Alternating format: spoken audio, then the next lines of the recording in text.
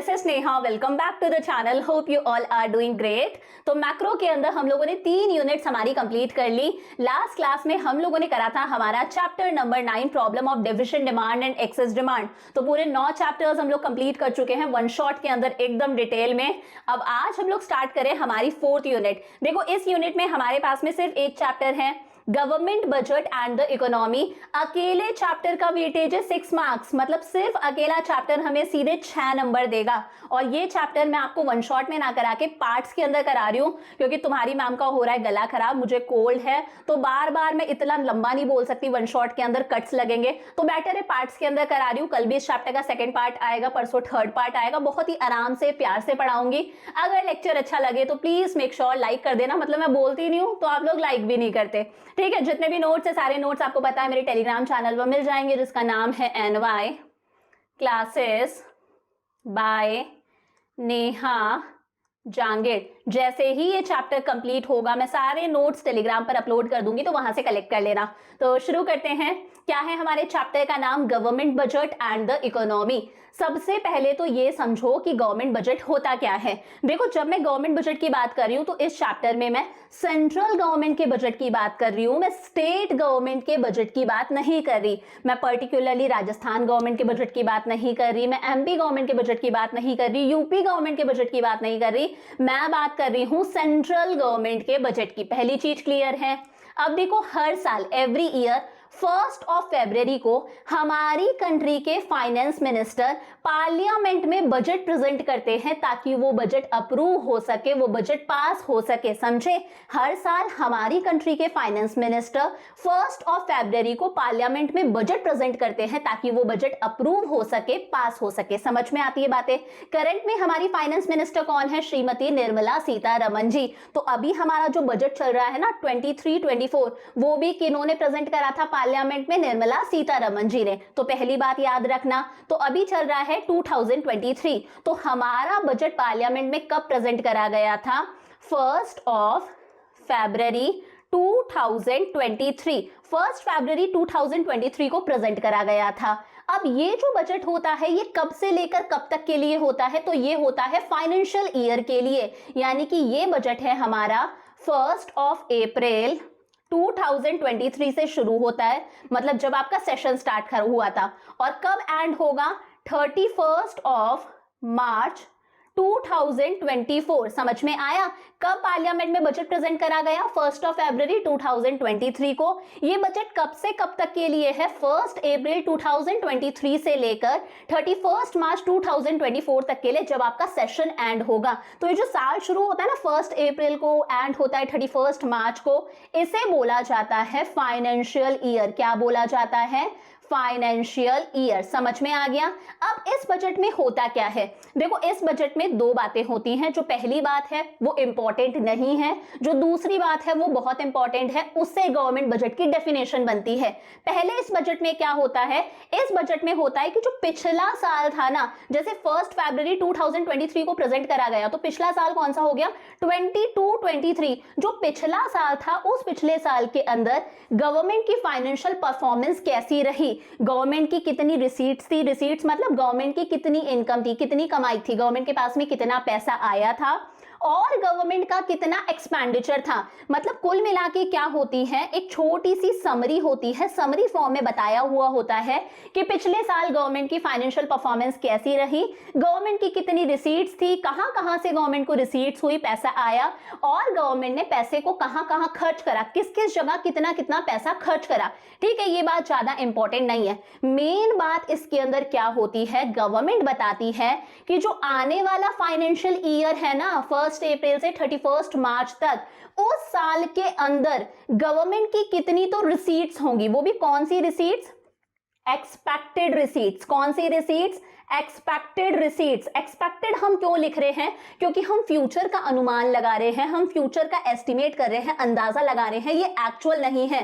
तो गवर्नमेंट क्या बताती है कि आने वाले फाइनेंशियल ईयर के अंदर 1 अप्रैल से लेकर 31 मार्च तक गवर्नमेंट की कितनी तो एक्सपेक्टेड रिसीट्स होंगी, गवर्नमेंट के पास में कितना पैसा आएगा और किन किन सोर्सेस से पैसा आएगा, और साथ में बताया जाता है गवर्नमेंट का कितना एक्सपेक्टेड एक्सपेंडिचर होगा, गवर्नमेंट उस पैसे को कहां कहां पर खर्च करेगी, कौन कौन सी चीजों पर कितना कितना पैसा खर्च करेगी, दिस इज गवर्नमेंट बजट। समझ में आया? तो गवर्नमेंट बजट क्या है? एक स्टेटमेंट है जिसके अंदर गवर्नमेंट बताती है कि आने वाले फाइनेंशियल ईयर के अंदर 1 अप्रैल से 31 मार्च तक गवर्नमेंट के पास में कितनी तो एक्सपेक्टेड रिसीट्स होंगी, कितना पैसा आएगा, और गवर्नमेंट का कितना एक्सपेक्टेड एक्सपेंडिचर होगा। समझ में आ गई बात? तो गवर्नमेंट बजट क्या है? एक स्टेटमेंट है जिसमें गवर्नमेंट क्या बताती है, गवर्नमेंट की कितनी एक्सपेक्टेड रिसीट्स होंगी, गवर्नमेंट के पास में कितना पैसा आएगा। देखो हम लोग जो टैक्सेस पे कर रहे हैं, हाउस होल्ड सेक्टर जो टैक्सेस पे करता है, प्रोड्यूसर सेक्टर जो टैक्सेस पे करते हैं, कंपनीज वगैरह, ये सब कुछ क्या है? गवर्नमेंट की रिसीट्स है, गवर्नमेंट के पास में पैसा जा रहा है, गवर्नमेंट की इनकम है, गवर्नमेंट की रिसीट्स है। रोड पर चालान हो जाता है, हेलमेट वगैरह नहीं लगाया, हमारे लिए वो चालान है, वो गवर्नमेंट के लिए क्या है? गवर्नमेंट की रिसीट्स है, गवर्नमेंट की कमाई है। हम लोग पासपोर्ट बनवाते हैं, कोर्ट की फीस देते हैं, कई बार जब पापा वगैरह प्रॉपर्टी खरीदते हैं तो प्रॉपर्टी का रजिस्ट्री करवाते हैं, उसके लिए एक फी देनी पड़ती है, बर्थ सर्टिफिकेट्स बनवाते हैं, डेथ सर्टिफिकेट्स बनवाते हैं, उसके लिए फी लगती है। ये सारी की सारी फी हो गई, फाइन्स और पेनल्टी जो हम पे करते हैं, टैक्सेस पे करते हैं, ये सब कुछ क्या है? गवर्नमेंट की रिसीट्स है। तो गवर्नमेंट बजट क्या है? एक स्टेटमेंट है जिसमें गवर्नमेंट बताती है कि नेक्स्ट फाइनेंशियल ईयर के अंदर हमारी कितनी रिसीट्स होंगी, हमारे पास में किस किस सोर्सेस से कितना कितना पैसा आएगा। साथ में गवर्नमेंट बताती है कि हमारा कितना एस्टिमेटेड एक्सपेंडिचर होगा, हम किस किस चीज पर कितना कितना खर्चा करेंगे। स्कूल्स खोलेंगे उस पे इतना रुपए लगाएंगे, कॉलेजेस खोलेंगे उस पे इतने रुपए लगाएंगे, हॉस्पिटल्स पर इतने रुपए लगाएंगे, रोड्स बनवाएंगे, डैम्स बनवाएंगे। ये क्या है? गवर्नमेंट का एक्सपेंडिचर है। ये कब के लिए होता है? कमिंग फाइनेंशियल ईयर के लिए, यानी कि 1 अप्रैल से लेके 31 मार्च तक। मतलब कहीं ना कहीं सरकार क्या रिवील कर देती है? अपनी फिस्कल पॉलिसी रिवील कर देती है। रिवील मतलब शो कर देती है।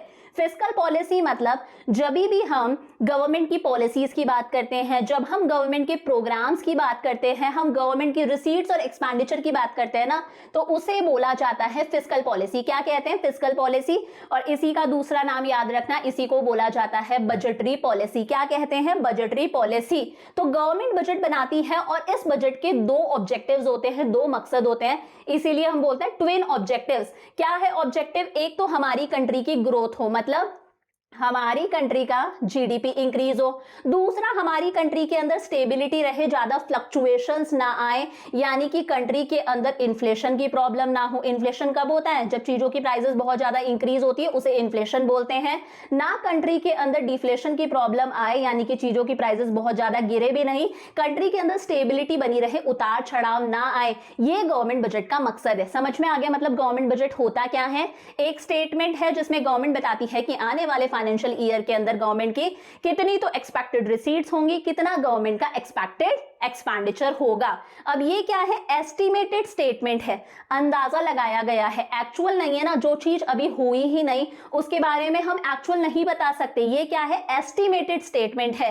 अब ये बजट कौन प्रेजेंट करते हैं पार्लियामेंट में? हमारी कंट्री के फाइनेंस मिनिस्टर। कब प्रेजेंट करते हैं? 1 फरवरी को, ताकि ये बजट पास हो सके, अप्रूव हो सके।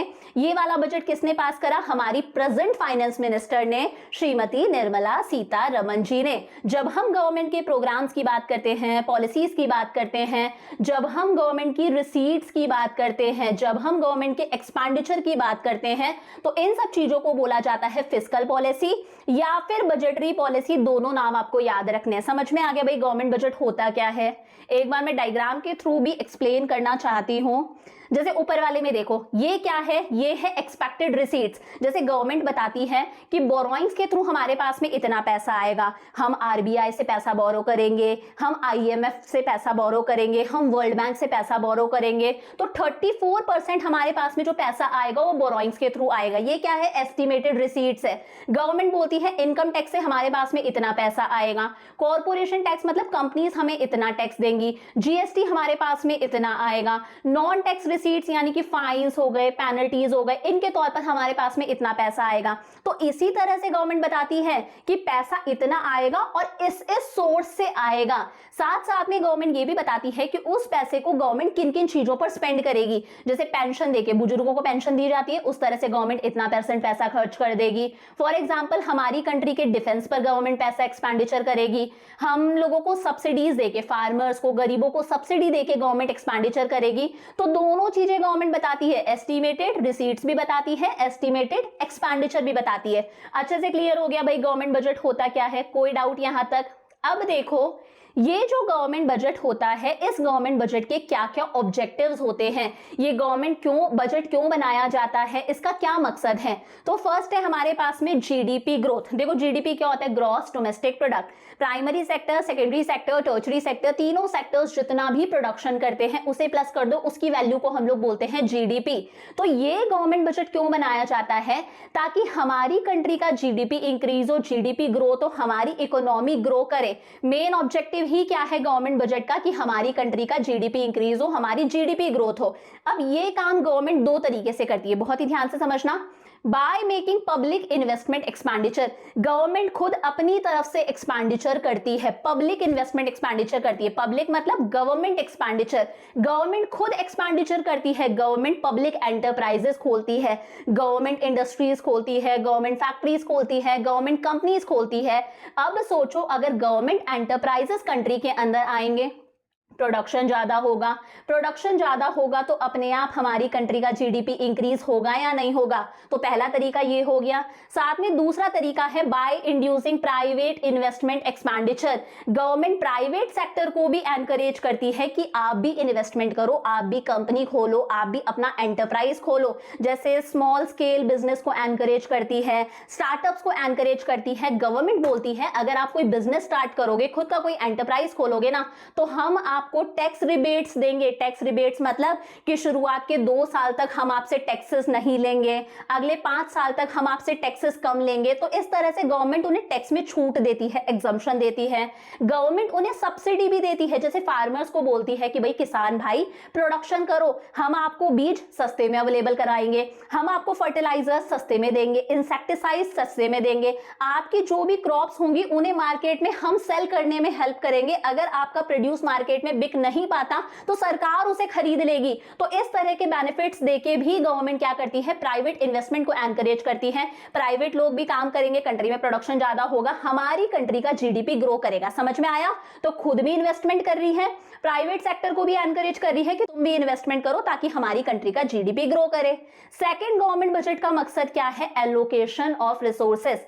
देखो गवर्नमेंट अपने बजट के थ्रू क्या करती है, बैलेंस बना के चलती है। किसमें बैलेंस बना के चलती है, प्रॉफिट मैक्सिमाइजेशन में और सोशल वेलफेयर में। देखो प्राइवेट सेक्टर का मेन मकसद क्या होता है, प्राइवेट सेक्टर काम क्यों करता है, ताकि वो अपना प्रॉफिट मैक्सिमाइज कर सके। वहीं गवर्नमेंट का मेन मकसद क्या होता है, गवर्नमेंट चाहती है कंट्री के अंदर सोशल वेलफेयर हो, हमारा जो वीकर सेक्शन है वो भी आगे बढ़े। यही होता है गवर्नमेंट का मकसद, उन लोगों को नेसेसिटी वाले आइटम्स प्रोवाइड करना। तो गवर्नमेंट अपने बजट के थ्रू क्या मेक श्योर करके रखती है कि प्रॉफिट मैक्सिमाइजेशन और सोशल वेलफेयर दोनों में क्या रहे, एक बैलेंस रहे। देखो प्राइवेट सेक्टर तो अपने प्रॉफिट के बारे में सोचता है।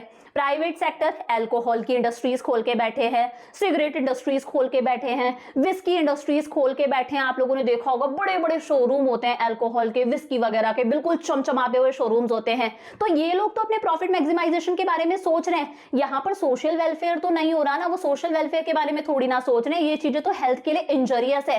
तो ऐसे में गवर्नमेंट अपने बजट के थ्रू इंटरफेयर करती है। गवर्नमेंट के हाथ में हथियार है, कौन सा हथियार है, कि वो टैक्सेस के अंदर कुछ ना कुछ चेंज कर सकती है। तो गवर्नमेंट क्या करती है, अल्कोहल हो गया, सिगरेट हो गया, ये विस्की वगैरह हो गए जो हेल्थ के लिए नुकसानदायक है, इन पर टैक्सेस ज्यादा लगा देती है। अगर इन पर टैक्सेस ज्यादा लगेगा तो अपने आप कहीं ना कहीं इनका प्रोडक्शन कम हो जाएगा। प्रोडक्शन कम होगा तो लोग कंजम्पशन भी कम करेंगे, इन्हें यूज भी कम करेंगे। सोशल वेलफेयर होगा या नहीं होगा? तो इस तरह की चीजों पर टैक्सेस ज्यादा लगा देती है, कहीं ना कहीं बैलेंस हुआ। साथ में गवर्नमेंट सोशल वेलफेयर करना चाहती है, जैसे जो नेसेसिटी वाले आइटम्स हैं, जैसे खादी उद्योग हो गए, खादी से बनी हुई चीजें हो गई, फूड ग्रेन्स वाले आइटम्स हो गए, इन पर गवर्नमेंट टैक्सेस कम लगाती है। साथ में इन चीजों पर गवर्नमेंट क्या देती है, सब्सिडी भी देती है। जैसे फार्मर्स को सब्सिडी देती है, क्योंकि फार्मर्स क्या प्रोड्यूस कर रहे हैं, फूड ग्रेन्स, नेसेसिटी वाले आइटम्स। तो इन चीजों पर गवर्नमेंट सब्सिडी देती है ताकि ये चीजें सब लोगों के पास में सस्ते में पहुंच पाए। तो इस तरह से गवर्नमेंट क्या मेक श्योर करके रखती है, कंट्री में बैलेंस रहे, प्रॉफिट मैक्सिमाइजेशन भी हो, साथ साथ में सोशल वेलफेयर भी हो। ऐसा नहीं हो कि सिर्फ प्रॉफिट मैक्सिमाइजेशन हो रहा है, सोशल वेलफेयर को लोगों ने इग्नोर कर दिया। समझ में आया? थर्ड है प्रोविजन ऑफ पब्लिक गुड्स। देखो, पब्लिक गुड्स कौन से गुड्स होते हैं? ये वो गुड्स होते हैं जो लोगों की कलेक्टिव नीड्स को पूरा करते हैं। मेरी नीड्स को भी पूरा कर रहे हैं, आपकी नीड्स को भी पूरा कर रहे हैं, हम सबकी नीड्स को पूरा कर रहे हैं। For example, law, order and defence पर खर्चा। आज कंट्री के अंदर सरकार लॉ, ऑर्डर, डिफेंस पे खर्चा कर रही है, तो हम लोग सुरक्षित हैं, हम लोगों की रक्षा हो रही है, पुलिस वाले हैं हमें बचाने के लिए, बॉर्डर पर आर्मी है हम लोगों की रक्षा करने के लिए, तो कोई इजीली हमारी कंट्री पर अटैक नहीं कर पाता। ये क्या है? ये पब्लिक गुड्स है। प्राइवेट सेक्टर इन चीजों पर पैसा खर्च नहीं करता है। प्राइवेट सेक्टर को क्या पड़ी कि वो लॉ, ऑर्डर और डिफेंस पे पैसा खर्च करे? तो गवर्नमेंट अपने बजट के अंदर बताती है कि हम एक्सपेंडिचर करेंगे, इतना हमारा एक्सपेक्टेड एक्सपेंडिचर होगा लॉ, ऑर्डर, डिफेंस पर, स्ट्रीट लाइट्स वगैरह पर, क्योंकि ये सारी कौन सी चीजें हैं जो लोगों की कलेक्टिव नीड्स को पूरा करते हैं। प्राइवेट सेक्टर को इन चीजों से मतलब नहीं है। समझ में आया? 3 याद हो गए, साथ साथ में याद कर लो। मैं होमवर्क दूंगी आज का कि आपको कमेंट्स के अंदर मुझे गवर्नमेंट बजट के सारे ऑब्जेक्टिव्स लिखकर देने हैं, साथ के साथ ऑब्जेक्टिव्स लिखकर देने हैं। तो पहला क्या है? GDP growth. सेकंड क्या है? Allocation of resources. थर्ड है प्रोविजन ऑफ पब्लिक गुड्स।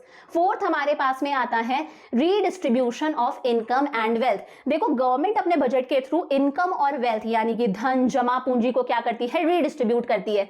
जब भी गवर्नमेंट को लग रहा है कंट्री के अंदर इनइक्वालिटी आ रही है, इनइक्वालिटी मतलब जो रिच लोग हैं वो डे बाय डे रिचर होते जा रहे हैं और जो बेचारे पुअर लोग हैं वो डे बाय डे और पुअरर होते जा रहे हैं, कंट्री में इनइक्वालिटी आ रही है, तो कंट्री में दोबारा से इनकम को रीडिस्ट्रीब्यूट करने के लिए, कंट्री के अंदर इक्वालिटी लाने के लिए गवर्नमेंट के पास में 2 हथियार हैं, टैक्सेशन और सब्सिडी के हथियार। गवर्नमेंट कंट्री में इक्वालिटी लेकर आती है। कैसे लेकर आती है? 2 तरह से ये काम हो सकता है।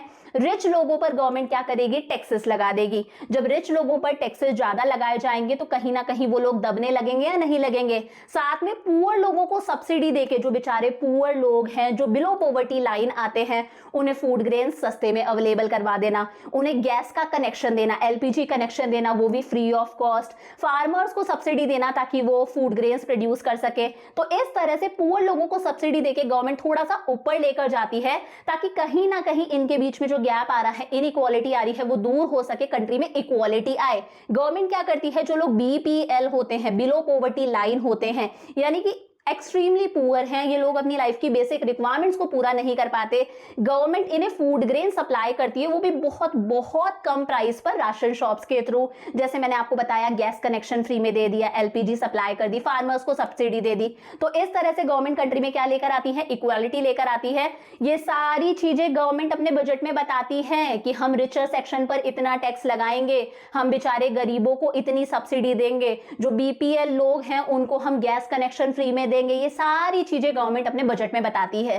फिफ्थ, गवर्नमेंट अपने बजट के थ्रू क्या मेक श्योर करके रखती है कि कंट्री में हो balanced regional growth. Balanced regional growth का मतलब है हर एरिया का बराबरी से डेवलपमेंट होना चाहिए। आप खुद देख लो, अर्बन एरियाज में बहुत सारे ऐसे पॉश एरियाज हैं जहां पर मल्टीनेशनल कंपनीज हैं, डोमेस्टिक कंपनीज है, बहुत सारी फूड चेन्स है। आपको मैकडी भी दिखेगा, आपको पिज्जा हट भी दिखेगा, आपको सारे ब्रांड्स के शोरूम भी दिखेंगे। तो कुछ एरियाज को तो कमाल का डेवलपमेंट हो रहा है। वहीं आप गाँव के अंदर कुछ बैकवर्ड एरियाज में चले जाओ, छोड़ो यार गाँव, आप सिटीज के अंदर ही कुछ बैकवर्ड एरियाज के अंदर चले जाओ, वहां पर आपको लाइफ की बेसिक नेसेसिटी वाली चीजें भी नहीं मिलेंगी, आपको स्कूल्स नहीं मिलेंगे, आपको हॉस्पिटल्स नहीं मिलेंगे। तो ये क्या है? अनबैलेंस्ड रीजनल ग्रोथ है कि कुछ एरियाज तो ग्रो कर रहे हैं, कुछ एरियाज ग्रो नहीं कर रहे। तो गवर्नमेंट अपने बजट के थ्रू क्या करती है? बैलेंस्ड रीजनल ग्रोथ को प्रमोट करती है। कैसे करती है? गवर्नमेंट इंडस्ट्रियलिस्ट हो गए, एंटरप्रेन्योर्स हो गए, प्राइवेट एंटरप्राइजेस को एनकरेज करती है, उन्हें बोलती है कि अगर आप बैकवर्ड एरिया में इंडस्ट्री खोलोगे, रिमोट एरिया में इंडस्ट्री खोलोगे ना, तो हम आपको 2 तरह के फायदे देंगे। क्या क्या? पहला है टैक्स एग्जम्पशन। टैक्स एग्जम्पशन का मतलब होता है टैक्स की छूट। छूट का मतलब है भाई टैक्स से उन्हें मुक्त कर दिया। उन्हें बोला जाता है कि भाई शुरुआत के 5 साल तक, अगर आपने बैकवर्ड एरिया में इंडस्ट्री खोली तो शुरुआत के 5 साल तक हम आपसे बिल्कुल भी टैक्सेस नहीं लेंगे। एनकरेज ही तो करा जा रहा है। फिर नेक्स्ट 5 ईयर आपका जितना भी टैक्स बनता है उसका 50% ही लिया जाएगा। 100% टैक्स नहीं लेंगे आपसे, सिर्फ 50% टैक्स ही लिया जाएगा। तो इस तरह से गवर्नमेंट क्या कर रही है, उन लोगों को एनकरेज कर रही है कि वो बैकवर्ड एरियाज में इंडस्ट्री खोले। साथ साथ में गवर्नमेंट उन्हें बोलती है कि हम आपको पावर सप्लाई करेंगे, वो भी कंसेशनल रेट्स पर, यानी कि आपके बिजली का बिल भी कम आएगा। 50,000 बनता है ना, तो आपका बिजली का बिल 20,000 रुपए ही आएगा। तो इस तरह से लोग इंडस्ट्री कहां खोलेंगे, बैकवर्ड एरियाज में। बैकवर्ड एरियाज का भी डेवलपमेंट होगा, तो बैलेंस्ड रीजनल ग्रोथ होगी, हमारे रिमोट एरियाज भी डेवलप करेंगे। इसके लिए हमारी गवर्नमेंट ने क्या सेटअप करे, सैस सेटअप करे। सैस की फुल फॉर्म होती है स्पेशल इकोनॉमिक जोन। साथ साथ में लिखते जाना, स्पेशल इकोनॉमिक जोन्स। जो बैकवर्ड एरिया होते हैं, रिमोट एरिया होते हैं ना, वहां पर एक एरिया है जिसे स्पेशली मान लो नाम दिया गया है सैज। गवर्नमेंट बोलती है अगर आप सैज के अंदर इंडस्ट्री खोलोगे, स्पेशल इकोनॉमिक जोन में इंडस्ट्री खोलोगे, गवर्नमेंट चाहती है उस एरिया का डेवलपमेंट हो, अगर आप यहां इंडस्ट्री खोलोगे तो टैक्स एग्जम्पशन मिल जाएगी, टैक्स की छूट मिल जाएगी, टैक्स नहीं देना पड़ेगा, आपका बिजली का बिल कम आएगा, आपको सरकार सब्सिडी भी देगी। सब्सिडी मतलब मोनेटरी हेल्प भी प्रोवाइड करेगी, आपको रॉ मटेरियल सस्ते में मिल जाएगा। गवर्नमेंट आपको हर तरह की हेल्प देगी, ज्यादा इंटरफेयर भी नहीं करेगी आपके मामलों में, ज्यादा चेकिंग वगैरह नहीं करेगी। तो इस तरह से गवर्नमेंट क्या करती है, बैलेंस्ड रीजनल ग्रोथ प्रमोट करती है। गवर्नमेंट अपने बजट के थ्रू कहीं ना कहीं एम्प्लॉयमेंट अपॉर्चुनिटीज भी जनरेट करती है। आपने देखा होगा बजट के अंदर आता है ना कि इस साल इतनी वैकेंसी लगेगी, इस साल इतने टीचर्स की भर्ती होगी, इस तरह से ही कुछ लिखा हुआ होता है। इस साल इतने टीचर्स की भर्ती होगी, इस साल इतने डॉक्टर्स की भर्ती होगी। तो ये क्या है, गवर्नमेंट अपने बजट के थ्रू बताती है कि गवर्नमेंट इतने स्कूल्स खोलेगी, हॉस्पिटल्स खोलेगी, गवर्नमेंट इतने कॉलेजेस खोलेगी। अब गवर्नमेंट ऐसा कुछ करेगी तो ऑब्वियस सी बात है लोगों को एम्प्लॉयमेंट मिलेगा ना। आप देख लो इंडियन रेलवेज किसका है, गवर्नमेंट का है। इंडियन रेलवेज कितने लोगों को एम्प्लॉयमेंट दे रहा है, कितने लोगों को रोजगार दे रहा है। तो गवर्नमेंट पब्लिक एंटरप्राइजेस एस्टैब्लिश करती है, इसके बारे में भी गवर्नमेंट अपने बजट में बताती है कि हम इतने स्कूल्स, कॉलेजेस, हॉस्पिटल्स, ये इंडस्ट्रीज खोलेंगे, इसकी वजह से इतने लोगों को रोजगार मिलेगा, एम्प्लॉयमेंट मिलेगा। इसी के लिए मैं आपको एक एग्जांपल दूं, मनरेगा, Mahatma Gandhi national rural employment guarantee act, ये इसकी फुल फॉर्म है, यहां पर लिखी हुई भी है, Mahatma Gandhi national rural employment guarantee act. ये एक्ट हमारा 2005 के अंदर आया था, बट ये एक्ट हमारा लागू यानी कि इंप्लीमेंट कब से हुआ, 2006 से इंप्लीमेंट हुआ मनरेगा। इसका मतलब क्या है, स्पेशली रूरल एरियाज के लिए है ये, कि रूरल एरियाज में जो लोग अनएम्प्लॉयड है, जिन्हें वाकई में काम की जरूरत है, गवर्नमेंट उन्हें हर साल 100 डेज का एम्प्लॉयमेंट प्रोवाइड करती है। हर साल 100 डेज का एम्प्लॉयमेंट प्रोवाइड करती है कि हर साल वो 100 दिन तो एम्प्लॉयड रहेंगे ही। और ऐसे में इन वर्कर से गवर्नमेंट काम क्या करवाती है, जैसे रोड्स बनवा लेती है आसपास की, सैनिटेशन का काम करवा लेती है, ड्रेनेज सिस्टम डेवलप करवा लेती है, फार्मिंग करवा लेती है, लाइव स्टॉक फार्मिंग करवा लेती है, पशुपालन, गाय भैंस वगैरह रखना, फिशिंग वगैरह करवा लेती है। तो गवर्नमेंट इन्हें 100 डेज का एम्प्लॉयमेंट भी प्रोवाइड कर रही है, इसके लिए इन्हें थोड़ी बहुत वेजेस मिल जाती है, एक डिसेंट अमाउंट मिल जाता है। साथ साथ में ऐसे काम करवाए जा रहे हैं तो उस एरिया का अपने आप डेवलपमेंट भी हो जाता है। तो गवर्नमेंट एम्प्लॉयमेंट अपॉर्चुनिटीज भी प्रोवाइड करती है अपने बजट के अंदर। ये सारी चीजें सरकार बहुत डिटेल में बताती है। और 7th है, गवर्नमेंट कहीं ना कहीं अपने बजट के थ्रू कंट्री में स्टेबिलिटी बना के चलती है। देखो जब मैंने आपको बिल्कुल शुरू में पढ़ाया था तभी बता दिया था, गवर्नमेंट बजट के 2 ऑब्जेक्टिव्स है, एक तो हमारी कंट्री की ग्रोथ हो यानी कि जीडीपी ग्रो करे, जो हमारा फर्स्ट ऑब्जेक्टिव हम लोगों ने पढ़ लिया, और एक क्या है, कंट्री के अंदर स्टेबिलिटी बनी रहे, इन्फ्लेशन और डिफ्लेशन की प्रॉब्लम कंट्री के अंदर बार बार ना हो। तो गवर्नमेंट अपने बजट के थ्रू ये मेक श्योर करके रखती है कि हमारी कंट्री स्टेबल रहे, कंट्री में फालतू के फ्लक्चुएशंस ना आए, इन्फ्लेशन और डिफ्लेशन की प्रॉब्लम अगर आती है तो गवर्नमेंट उसे करेक्ट करती है। कैसे करेक्ट करती है, मैंने पिछले चैप्टर में भी आपको पढ़ाया था, फिस्कल मेजर्स पढ़ाए थे ना, problem of deficient demand and excess demand के अंदर, उसी के थ्रू। देखो ध्यान से समझना, जब इकोनॉमी एकदम ऊपर होती है ना, एकदम पीक पर होती है, जब लोगों के पास में बहुत पैसा है, लोग बहुत डिमांड कर रहे हैं, जब इकोनॉमी एकदम पीक पर होती है, इसे बोला जाता है कैसा टाइम चल रहा है, बूम। कैसा टाइम चल रहा है, बूम। जब इकोनॉमी डूबने लगती है इसे बोला जाता है रिसेशन। क्या बोला जाता है, रिसेशन। फिर इकोनॉमी डूब गई, एकदम लो पॉइंट पर है, इस पॉइंट को बोला जाता है डिप्रेशन। क्या बोलते हैं, डिप्रेशन। डिप्रेशन के बाद में इकोनॉमी दोबारा उठने लगती है, सही होने लगती है, तो इसका नाम हो गया रिकवरी। फिर इकोनॉमी दोबारा पीक पर आ जाती है, इसे हम लोग क्या बोलते हैं, बूम। तो हर कंट्री के अंदर हमें 4 तरह के बिजनेस साइकिल्स देखने को मिलते हैं। इकोनॉमी डूबने लगती है, रिसेशन। इकोनॉमी डूब चुकी, एकदम बॉटम पर है, डिप्रेशन। दोबारा उठने लगती है, दैट इज रिकवरी, और एकदम पीक पर है, दैट इज बूम। समझ में आया।